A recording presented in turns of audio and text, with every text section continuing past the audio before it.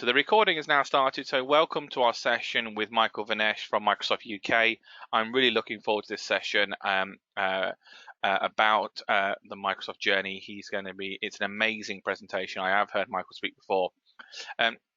Got to say a big thank you to all of our speakers. So a big thank you to all the speakers. So the speakers we had yesterday was Adrian, we had Haley, we had Darren, and we had Jonathan. We've listened already to Neil and to Mary. We've got Michael now, and then we've got at 2:30 we have Laura from Orcam is our last session of the day. So really looking forward to that.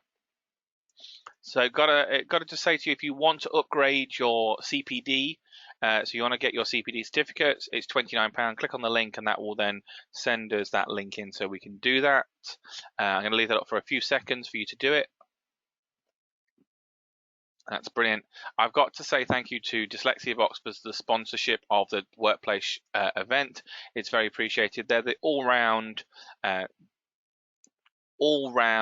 workplace needs company with workplace needs assessments, with workplace adjustment, accessibility adjustment, technology and services and training.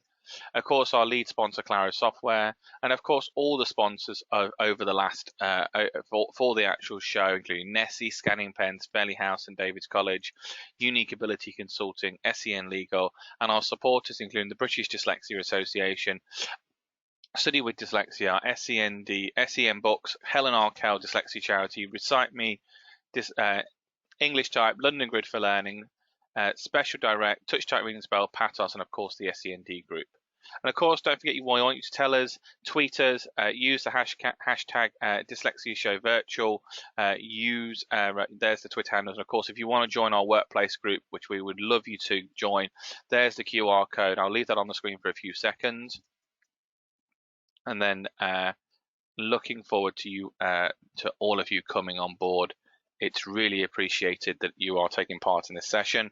And of course, as you're all in the webinar is in listen-only mode. The webinar can be recorded. If you have any questions, please do not hesitate to come back to me on the question box. Any comments as well. And of course, we'll do a Q&A at the end of Michael's talk. So I'm just going to unmute Michael. Michael, can you still hear me? Can we still hear you? Yes. Excellent. Right, that's fine. I'm just going to share your screen now. So in the middle of the screen, Michael, you should see a button that says share my screen. Yes. That's brilliant. So I can now see your presentation. So if you want to start your presentation, I can see your presentation. So I'm going to hand over to Michael to talk about the continued story. Over to you, Michael. Fabulous. Do I need to do that thing in the top right corner? Do I need to do that away? Do people see that as well? People can't see that. Just press the little orange arrow. This one here? Yeah. Okay. Yeah. Hide control panel. Fabulous. Thank you. That's fine. Then if you click once on your presentation, then you'll be able to move your slides on. Fabulous. Over to you. And that's a great. Thank you. That's a great test also for the captions to see if they're working. So at the same time, so brilliant. Right. I should do some kind of introduction and all that kind of stuff, which I normally would do if I would meet you face to face. And I'm still going to try to do. I'm obviously waffling a bit, but thanks to bless COVID-19, we're doing this all in different circumstances. So one hot tip is to apparently make this more interesting. So maybe not giving you a standard intro is hopefully making it a little bit more interesting. Don't know about you. I'm sitting in my office, 27.1 degrees it's for the moment, and climbing because I closed the door so the dog doesn't feel like playing with me, and I've created a boundary with the rest of the family. So I got all passion for this, but also a vested interest to make sure that this doesn't go above 29-30 degrees in my office. So moving on, this is me. I listed here 2 jobs. One which could be pertinent here is I'm the chair of the Microsoft UK Disability Employee Resource Group, and this is where we have our employees and allies who are joined with their passion on removing barriers with regards to disability. In another role, I work in services for Microsoft, and my key focus is to, across industry sectors, making sure that we deliver our mission for everybody. So it's making sure that whatever we provide from a technology and from a service perspective, that reaches genuinely everybody. So we're really digitally inclusive. So not 50%, not 80%, but really genuinely hitting that whole world. There's some logos there. I'm putting these up because I think they're important, not for us. Obviously, we do find them important, otherwise we wouldn't go for them, but more to show you and hopefully your employers, the organization that you're in, that this is important. This is really key to be engaged in this. And to be honest, how would people with disabilities, how would they otherwise know that you care, right? So this is one way of doing this. So there you are, moving on. Michael, can you just check your slides aren't moving? Do you want to just start? I haven't moved yet. Oh, you haven't moved yet. That's fine. That's fine. That's good. My first slide. I've had 3 people ask the question. I didn't think you'd moved it. That's fine. I'm going to carry on. Oh, okay. Brilliant. So we would have been here. We would have been at this at the NEC, I think. So this is where we would have been. And I did take that great venue as inspiration because I've never seen this anywhere else. So I did already mention maybe the barrier word, and this is about removing barriers and being inclusive from the start. But I just feel that this is just such a great life example. What you are seeing here is, on the one hand, so this is how you get to another place in the NEC, and you get to choose. You get to choose a ramp or an elevator or the staircase, and that doesn't necessarily mean that you have a disability using the ramp. You could be having some luggage, or actually you like using ramps. But even the staircases has some bars there to hold you, and also to guide to guide the flow of people moving about. So this ultimately, often removing the barriers is about providing choice, how people want to experience what they're about to experience. Now, okay, so why does this matter? Why should you be at this presentation? What does this matter to us? So I do feel it often helps going back to some definitions. And we could go, and by all means, we could have a question about this as well.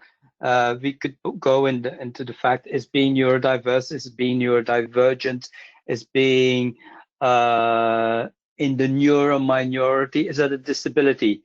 And, you know, whatever you want to call it, just some facts here. Here's the Equality Act defines a disabled person as someone with a physical or mental impairment as a long-term, substantial adverse effect on their ability to carry out day-to-day activities. Now, there's some interesting aspects from this definition. On the one hand, still quite pertinent, I find. It took us to 2010 to get to the Equality Act, which is kind of remarkable. Late, I would say, but hey. But on the other hand, what this definition also means is that it's genuinely looking on your quality of life. If, for example, you have a condition with your kidney, and for that you have to travel 100, 200 miles every week to get some treatment, that has an impact on your work life, that has an impact on your social life. So it can be seen as a disability, which is in that sense, and it is true, it has an effect on you. So on that sense, there might be some barriers that need to be lifted to you, lifted for you. So in that sense, you know, being dyslexic, there's some stuff that works more or works less for you. So this has a long-term effect. You have it from birth. So there might be some things that we need to take into consideration that can make you be your best self, your true self. We love the World Health Organization definition on the right-hand side, which speaks more to the social model of disability. It's not about the condition. It's not about your personal state. It's about a mismatch in the human interactions that you face. When you're in a wheelchair and there's no elevator access, that is a mismatch. That is somebody who did not consider that, you know what, an elevator could actually be handy as well. Thank you very much. And ultimately what this means is that there's a barrier, which is ultimately an interaction between you and the built, and not just the physical, but also the social, which is a great definition, because that means that we can focus on the barriers. And here's the interesting thing about barriers. Barriers can be broken down. Now, you could still argue, yeah, okay, so bring us a bit more closer. Why does this matter? Well, we got 1 billion people with disabilities out there. That's big. That's a lot of talent, which is often untapped, and that's also quite a market share, which again often is untapped. And you could say, well, okay, that's not us, right? You're good, thank you. But ultimately, only 17% of us are born with a disability. Unless you get hit by a bus, I don't know, unlikely with COVID for the moment, I think, but unless you get hit by a bus in full health, you will join that club. You will gain a disability during your working age. You can say, well, you know what, that's great, but that's still not us. We have nobody here who is disabled. Well, think again, 70% of disabilities are invisible. The chances are pretty high that you have people with disabilities within your organization, and they just crack on. But would it not be great if we just make sure that we put measures into place, that we remove barriers so everybody can be their best self? Closer to home, there's 13 million disabled people in the UK. That's a big number. That's a big number again from a talent perspective. We're always talking about, oh, we don't have skills, we don't have people to do this, but that's often those people are ignored. Like for like, same skills, people with disabilities have 50% less chance of being employed. 50%, that's a lot. What does that mean? Well, especially almost now in this period where we're looking at, oh, flipping heck, the economy, all of that kind of stuff, it's going to go bad and all that kind of stuff. But ultimately, we got a pot there, 250 billion a year. That's not my figures. That's the figures that the government updates every year, and they remain high, of exclusion of the disabled community, where the disabled community just cannot engage because we're putting up barriers to them. Some extra figures here. Only 10% of media is accessible. Captions is generally never used. That is only 10% of websites are accessible. So that's like saying to all these people, we don't want your business. And that then means that they click away, they go somewhere else where they can spend their money, or that they need extra people to help engage and spend that money, which means that the cost of spending our money with you actually is more expensive. So we're bound to go somewhere else. Sorry about that. Just bringing in another story, where are the people with disabilities? Now, this is kind of interesting, where it's a personal story where you can go back and I was at one point, I knew we had a lad with autism working in our offices, and he was working for a team, doing really well.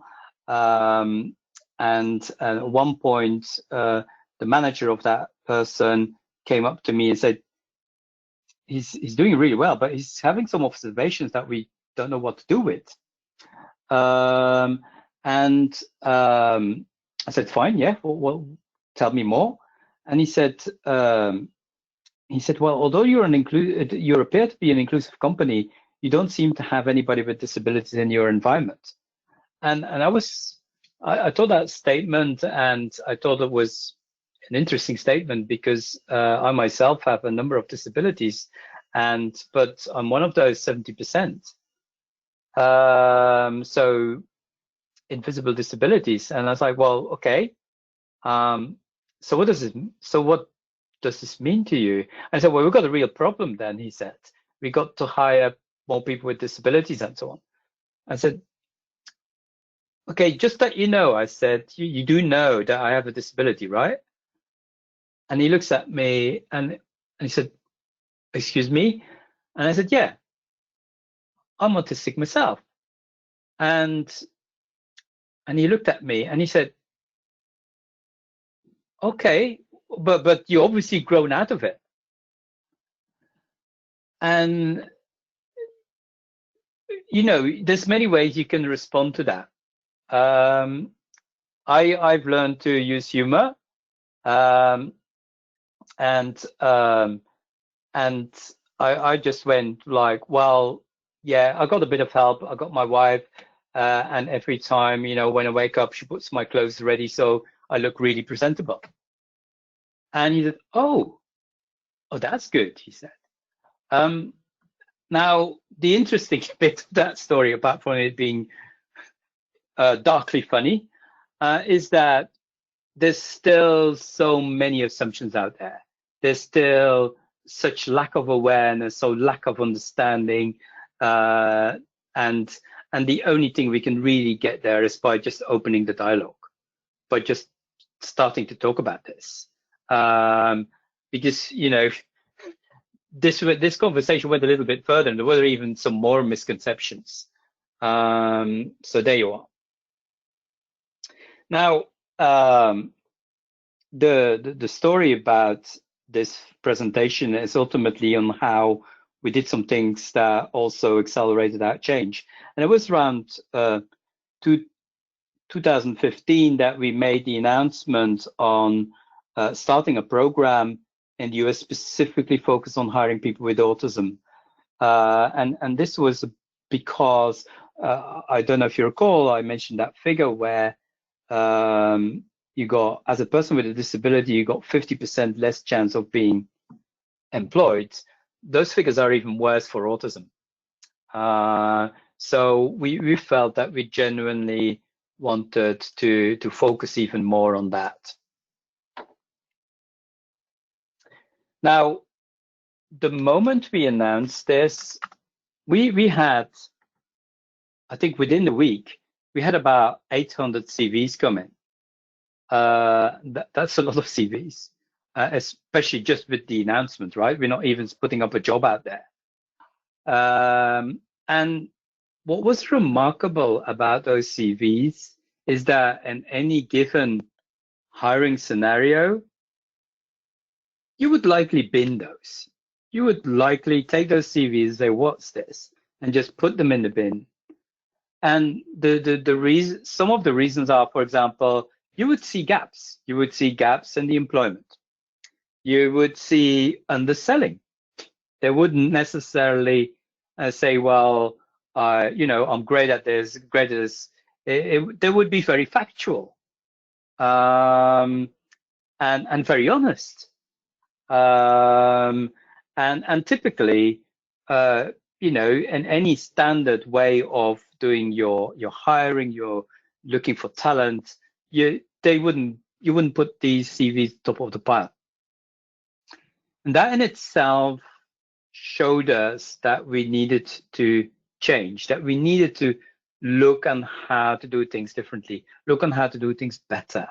And, you know, come to think of it, at the end of the day, when you're hiring, what do you want? Do you want talent, people who can do the job? Or do you want people who write excellent CVs? I think we want the talent. Let you decide that for. But what we then saw that is that this whole thing, the starting this up and making that commitment showed that we needed to look at things differently. There's a link out there. I'm going to read it out. http:// that is aka.ms/ inclusive hiring. A lot of the stuff I'm telling here, you'll be able to find back there and read about it. So with that inclusive hiring, we saw that we needed to change the program we would hire. We gained some knowledge out there. We got a playbook on how we do this. We found some other companies who were also pioneering in this space, and we started working together with them. That's all explained in that link. But it changed the way we would do things. Typically, you wouldn't go to another company and engage with on how do you do your hiring. But it just showed that we needed to learn, we needed to change things. We would do special events for hiring people with disabilities, people with autism. We put up a specific site for that. We even created a toolkit for managers. This is how you hire. This is how you do interviews. Change the way you do the interviews. Keep it really light. Bring the people in. Let them show that they can do the work rather than checking on how well they do an interview, because that's again another one of those barriers. Checking how well they write a CV or how well the CV reflects their journey is by the by. The interview, again, that's kind of by the by. How well can they do their work? Put them in those scenarios, and that's what we started changing in this context. We put we got brokers there, which help people get around, etc., etc. Here's some more links on that. I'm going to read this out. Why do I read this out? This is also part of inclusive presenting. At any given point, we could have somebody with low vision there as well joining the presentation. So I'm just going to make sure that I read this out. So we got a number of links there, five to be precise, http://aka.ms/inclusive hiring. Lots of information there on how we change things and how we do things. Again, same, they always start with http://aka.ms. Supported employment, that's how we do supported employment. It's kind of great that we make links which kind of easy to understand what they're about. aka.ms/autism employer roundtable is how we kind of created those collaborations with the other organizations. Autism employer playbook, aka.ms autism employer playbook is a playbook on best practices on how we did that hiring. And obviously that hiring, those principles that we've learned apply to everybody really.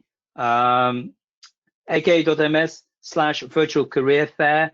Again, how did you do that? How do you do virtual career fair? Some great tips and information there. And what we've seen doing this as well is that just people feel that the managers doing this become better managers for everybody.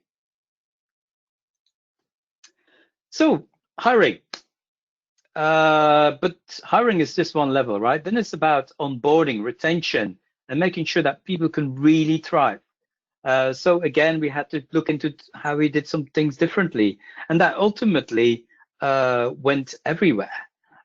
We got an accessible new employee orientation. So, you know, I bet you all do this, probably new employee orientation, but immediately focus on making sure that's accessible and to signpost employee resource groups. And this is where you can find more information, help you get acquainted with a mentor, a buddy, making sure that you got your environment just right for you. Even more important now with COVID-19.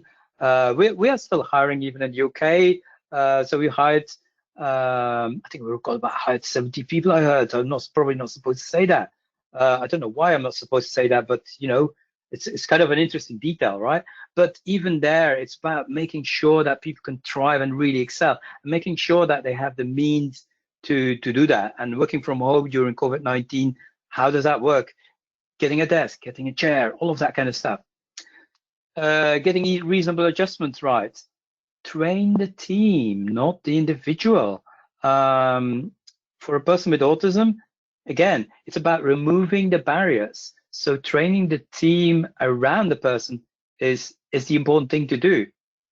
We also have a company-wide training, which I I didn't make a slide because I think about the time I made this presentation, we didn't have had this announced yet, but this company-wide training is now available to everybody. So some of that is already available on LinkedIn, but I'm sure we can share the link at some point as well. So making sure that everybody is aware on Disability 101. We got a disability answer desk, which you can use as well. So this is a help desk where people are aware of disabilities, have been trained on this, understand it, and are specialized in specific assistive technology as well. And this is then has to be pervasive in our culture, and that comes thanks to our leader, Satya Nadella, who himself has experiences with disability, and really driving empathic leadership through the organization. We do have an ability summit, which hopefully you managed to see, because we did our first virtual one, fully virtual one, just end of May. We do ability hacks, where we push the boundaries of technology to make sure that our technology becomes more inclusive. And we have a toolkit, which is free as well, which we put available, focusing on inclusive design. So you can do this as well. So ultimately, what is done with us is kind of, and yet there are parallel trains here, right? The station, there wasn't one train that left. But ultimately, what we did see is throughout our organization is that this became something which became a movement, and pervaded throughout the organization. Because guess what? You cannot just do this one thing. It will hit other barriers. So making accessibility mainstream was kind of key, and sharing that, because that's also how you learn, was key for us as well. So again, some links here. I already talked about these. aka.ms/disability inclusion. That one I already mentioned. What I didn't mention is a new one. All our products, if you want to see all our products, the accessibility features built in our products, aka.ms/accessibility features. If you want to see on our key website on everything we do around accessibility, aka.ms/Microsoft accessibility. Inclusive hiring, aka.ms inclusive hiring, already mentioned that, but again, that's the hiring side that we got. So it's really key to make that part of our DNA. This is not a program. This is making it part of your culture. And we would want you to have also this as part of your culture. This is why all this material is free. A recent one that we unleashed, because the physical is important. In January 2020, we released the Inclusive Workplace Handbook. This is where we are designing our buildings to be more accessible, our workplace to be more accessible. Just a couple of examples out of there. We got guidelines ourselves with regards to ramps, and we're trying to make these also aesthetic, built into the environment. So they just make part of the architecture, which makes it really inclusive. It's not an afterthought. But the same thing also, for example, in our areas and the cafeterias, where we got some practices there where we look at lighting, we look at sounds, and again, that's all in the handbook that you can use as well. Light is really key because it helps with lip reading, for example. Tactile warning. So we, in the campuses that we have, we put these tactile warnings up, where typically you would then cross. And we put different colors on there as well to make sure that they're high enough contrast. And it really just makes it all part of the design. Now, so these are just a couple of examples. The workbook has loads more. But where does all this change then ultimately lead? I gave you some of that, but ultimately what we are experiencing is that those programs which just generate other programs, which generate more buy-in, more pervasiveness, is ultimately changing our culture.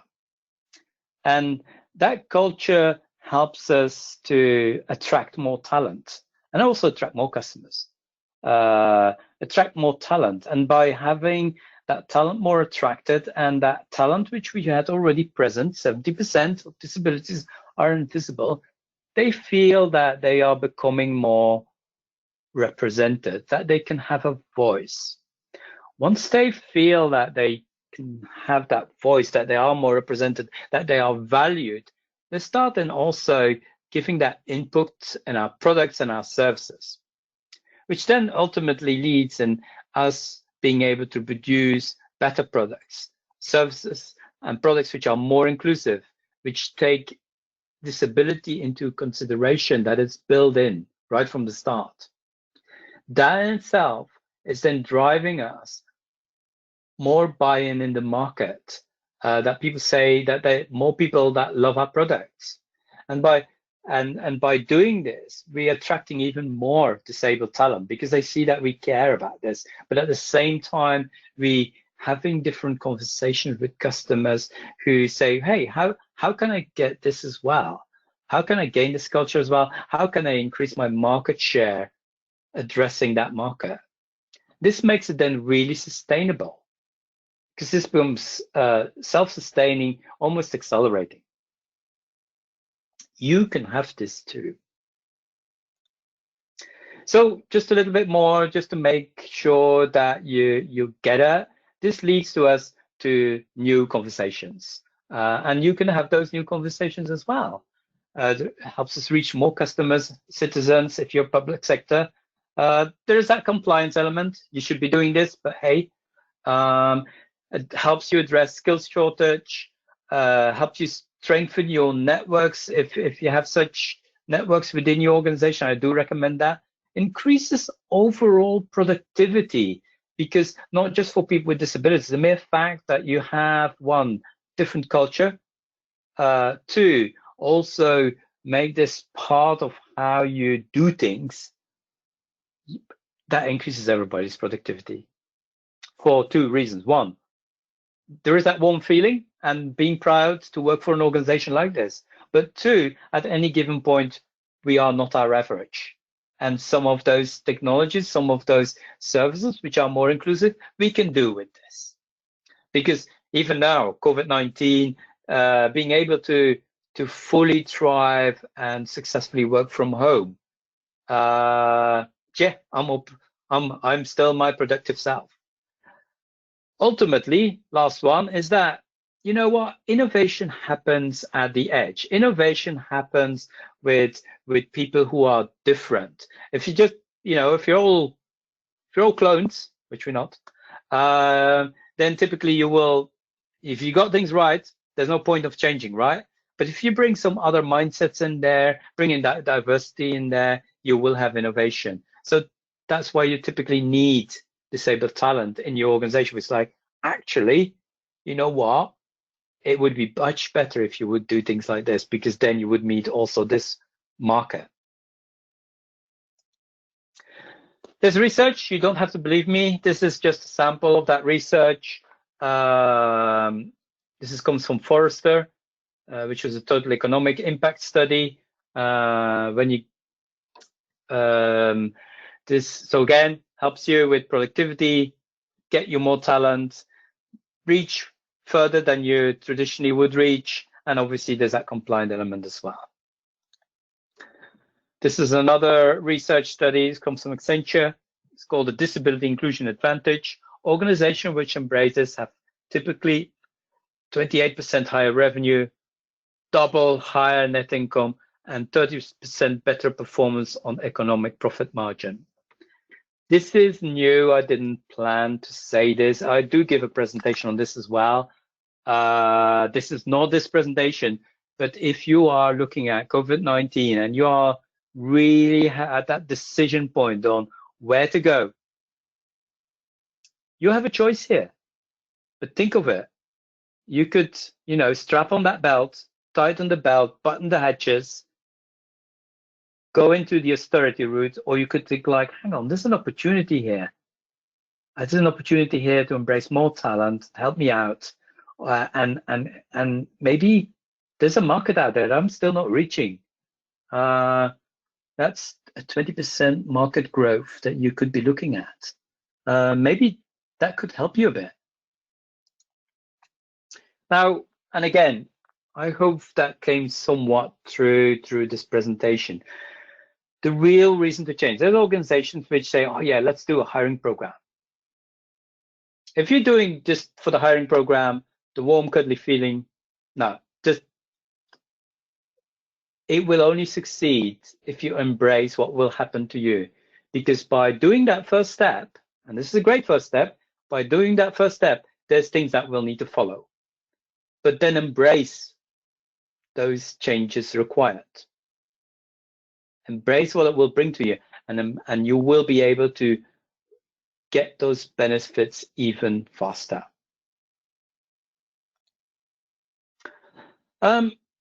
Here is a little bit about technology, because you might have expected that, because after all, I'm from Microsoft. And a lot of this comes because of that representation.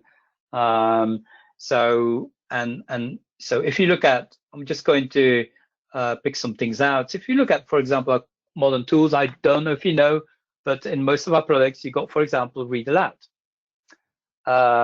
Only yesterday, I was being contacted by somebody who had a stroke and currently upper body is paralyzed except for some use in one hand and one finger, and so well, blogging is really slow, making a you know, trying to get engaged and all that kind of stuff, because even social media with lockdown, you know, social media is kind of a connection point. You know, is there anything? And I said, you do know about Read Aloud, right? And I said, no, didn't know about Read Aloud. So I just, well, you know, Read Aloud is in PowerPoint, is in Word, and Outlook, and I just whipped that up and I just started talking, and the sentences just shaped in front of the person. Now, and didn't know that, just didn't know, and you know, in this case, there is some improvement in where the person is. We don't know whether the person will have a full recovery or not. So it could be permanent, but could also be temporary. So you see that those things actually, which have been designed by people who wanted this result for them, could actually help people who are in a temporary situation. But it could also be that you just don't have your hands free. I remember my wife wanted something done. I was doing something else. Her laptop was like 5 yards from me. I didn't want to say no, but I also wanted to continue what I was doing. And I just did that using my voice, giving commands to the computer, which was 5 yards away from me. So that was my situational disability. So ultimately, you know, designing for inclusion helps a lot more scenarios out there. Sorry, that was dictate. That was not Read Aloud. Sorry about that. Oh. So these are some of the examples. Other examples here are Read Aloud, Translator. I'm going to move on. Read Aloud is to have things read out to you, which again can be helpful in different scenarios.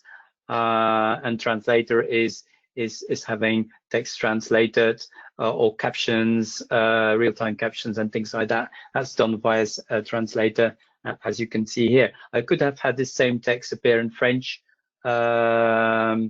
if I wanted to, for example. Now I'm looking at time, so I think we're good for another 20 minutes. So I'm going to talk a little bit about this. I think we probably could then, rather than go, I'll see what Aaron says when I'm finished with this one, whether we want a small, risky demo or we want going into Q&A. Why I'm saying risky, because yeah, I mean, I'm not saying I'm like 100% prepared for this, because I wasn't sure how it was going to come across doing this presentation, right? Michael, you've got about 5 or 6 minutes until we want to do some questions. So if you want, okay, cool. So if you want to do a quick demo, by all means. Okay, well, okay, and keep me honest then to time. So this is what representation does. We do hacks. I already said that to you. And because of representation, because of empowerment, because of telling people that it's okay to work in these kind of areas, and we want them to work in these kind of areas, we value this. A team got together. We are doing now like more than 200 ability hacks now every year. So this was a hackathon winner, a team that got together saying, right, what can we do with regards to dyslexia? And they won. And ultimately, the Immersive Reader, not sure if you heard about it, is now pervasive in all our products. And this helps with reading comprehension, can proofread emails, read during your commute. Yes, not while you're driving, maybe in the train. Sorry. But this helps consuming text more conveniently. I will show you're seeing a demo happening here, but I'm going to probably move out and show you something which is a bit more live. I think this, yeah, I'll do that. Just going to the last slide. Yep, that's me, done. So by all means, would be great then to see how we can help you further. Right, you should be seeing my screen here. Hopefully I haven't got, oh, that's good. This is my browser I'm opening. And I'm going to pick, blah, blah, blah, blah. Don't know yet. Oh yeah, let's go for a curry recipes. I'm typing in curry recipes. So this is random, right? I should prepare for these things, but I don't. I found that so boring. So what I'm going to do is I'm going to go to for recipe. Let's go maybe keema curry.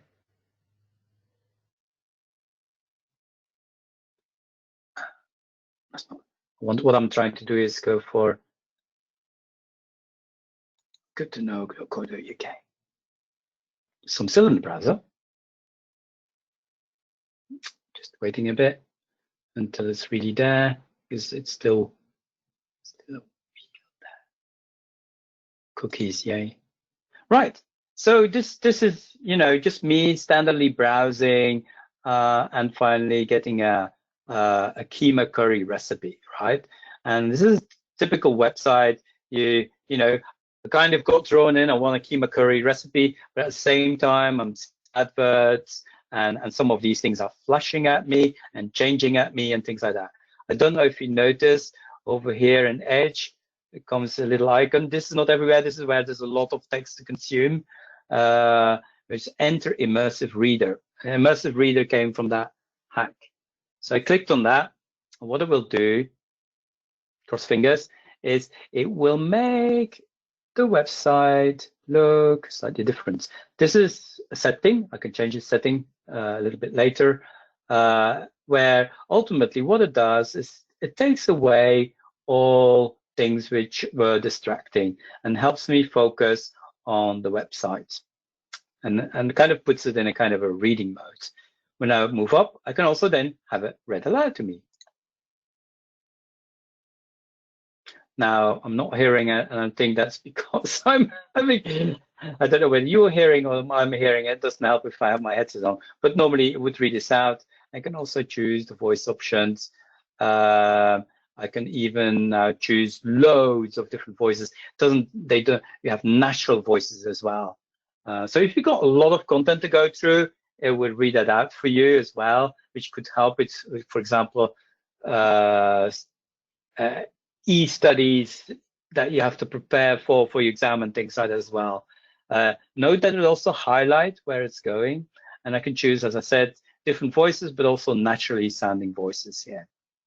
I can pause and going up. That's amazing, Michael. Oh, is that it? Okay. Yeah, is that it? Do you want to show anything else? Do you want to show any more features, or do you want to? We've got quite a lot of questions to go through. Okay, cool. Let's go for the questions then. Let's go for the questions. There's links for this anyway. That's fine. Yeah. Okay, what do I do? Just go to webinar? Minimize that. Minimize your web browser. So just so people know, that's in Edge, isn't it? That feature you're showing off. Yes. That's fine. But it's also in other places. Yeah. Do you want to just show your last slide while we go through these questions? If you want to, so then people can see the picture of you. So, so basically,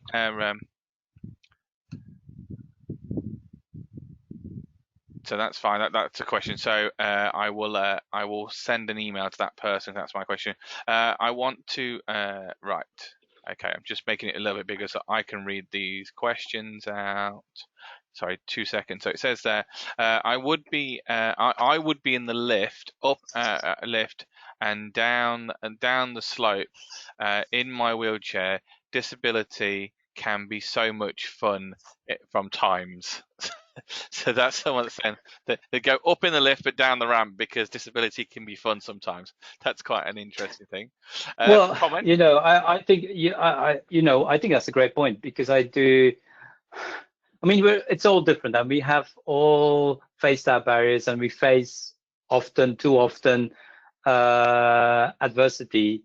What I found is I think humor can help, and humor can help the other people. so to make them a bit more at ease. So maybe we need to help them a bit. But yeah, I think humor has to be part of it because it's part of life. Yeah, definitely agree with that.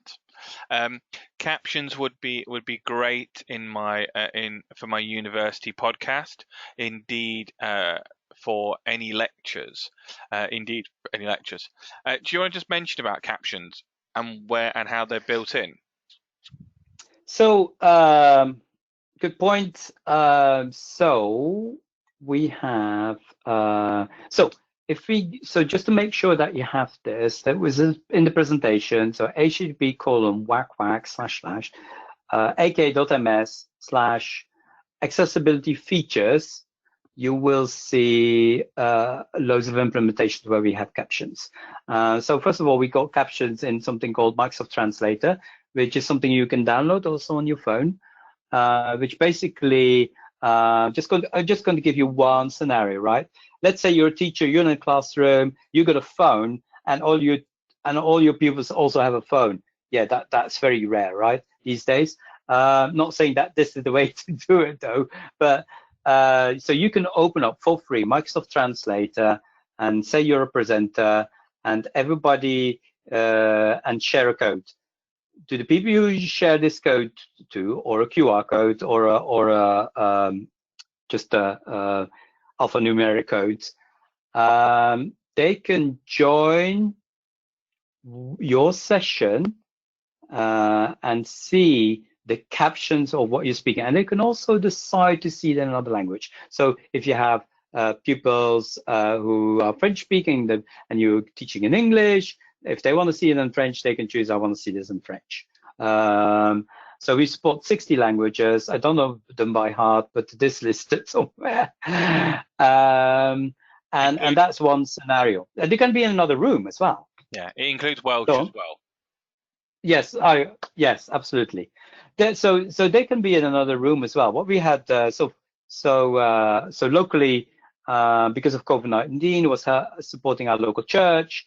They're using Zoom, didn't have captions. So what they have in parallel is a Microsoft Translator session, which is also on the web, and people are getting captions from there.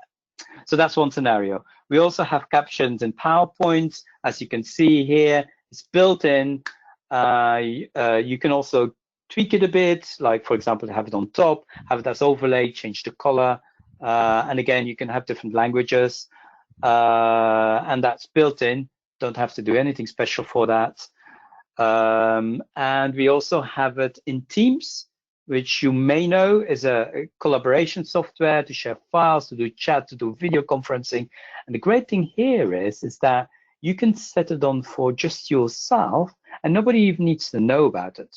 So that could be good if you have hearing loss. You know, it's actually quite hard to concentrate these days. But also, if your memory is different, you know, you just want to, or you want to say, oh, what was that again? What just was said? And you can see it there in text as well. And again, you can have that in different ways. It is quite amazing. So a bit about captions. Yeah.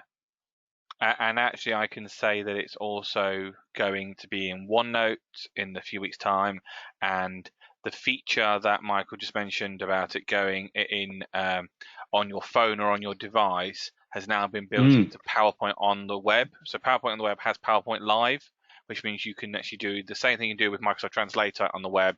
If you want to see that, let me know and I can show you. So, Michael, are you okay to send a copy of your presentation in a format so I can share the links with people? A few people have asked for it. If you can send it to me, it's good. I don't mind doing that for you.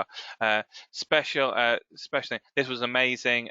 Special spiral ramps in buildings looks really nice. Amazing job, well done.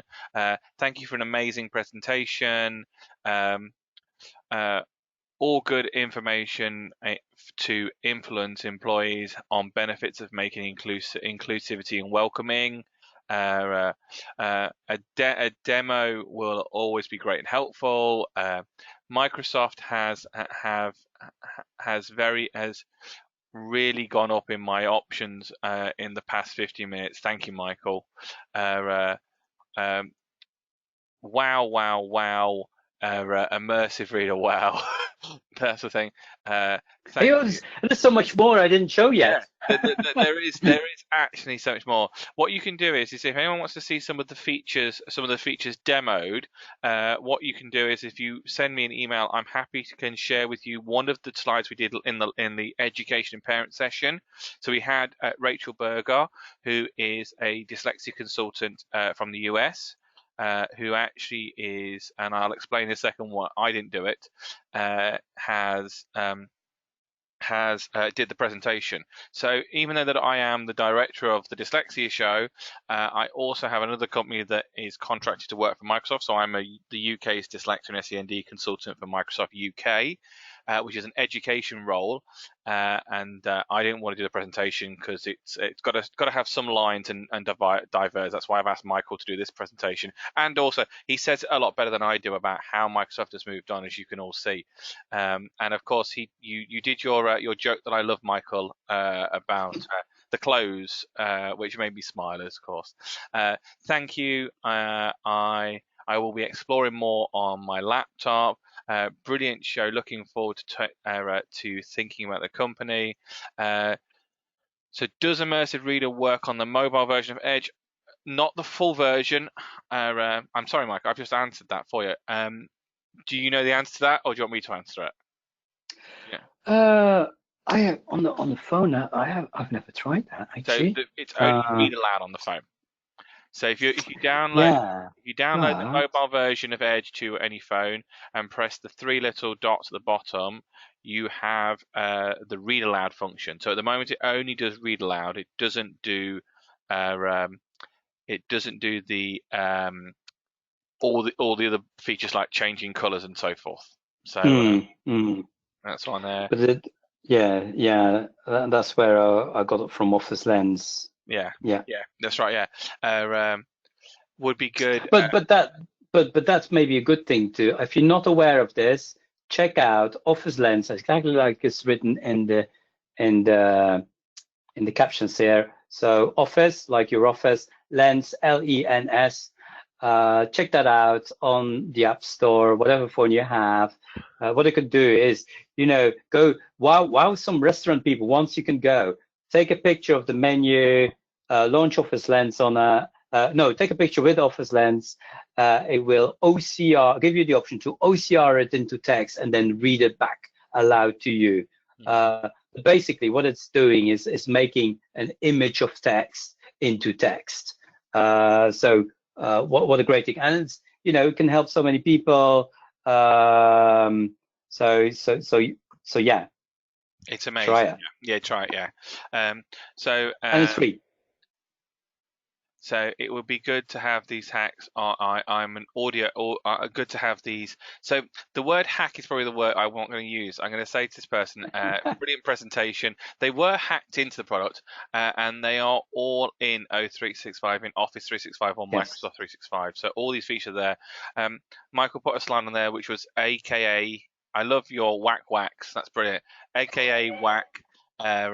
Accessibility sway, or aka accessibility features. Really good links there. Both of them are really good to find out more. So there is no more questions in the box, so I'm going to say to Michael, thank you so much for an amazing presentation, a really good overview of how Microsoft has changed their culture to really engage with disabled people, and I'm going to just mention it. So as I said, I know Michael very well, and you're very open about your autism, aren't you, Michael? At Microsoft, yeah. And he's very fierce with it, in the sense that he tells people off if they do things wrong, and even if you send them a team message, it tells you off if you've done it the wrong way, which is quite amazing, I think, because I just got Teams just popped up and told me I should have done something, but that's fine. It's all good fun, as I always say. So thank you, Michael, for an amazing presentation. If you want to know more, you can follow Michael on Twitter, and also if you want to know more, you can always come back to me and I can always put you in contact. LinkedIn as well. Oh, LinkedIn as well. Yeah, LinkedIn. Yes, that's it. Yes, very good. So very much appreciated, Michael. I'm going to end this session now. I am, and I look forward to seeing as many of you back for our final session of Dyslexia Workplace virtual at 2:30 with Lauren from Allcam to finish it off on one of our product demonstrations. So thank you again, Michael. Look forward to speaking to you soon. Thank you very much. Take care, everyone. Thank you. Bye-bye. Bye-bye.